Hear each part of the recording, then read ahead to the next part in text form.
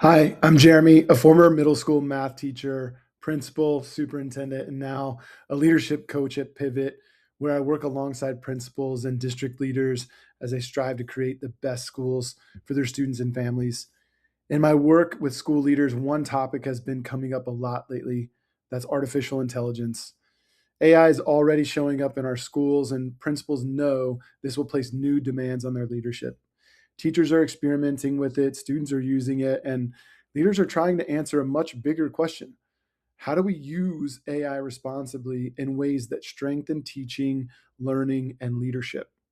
And that's why we created the AI Ready School Leader series at Pivot. Across the three sessions, leaders moved from practical fluency to instructional application to responsible governance. We started with productivity and thinking. How can AI help leaders draft, organize, plan, and prepare without replacing their professional judgment? Then we moved into instruction and systems, using AI to analyze student learning, prepare stronger meetings, design professional learning, and move from data to action. Finally, we focused on governance, ethics, and culture. Leaders developed a governance map and a 30-day leadership plan built around four essential questions. What do we need to protect? What do we need to clarify? What do we need to teach? And what do we need to normalize?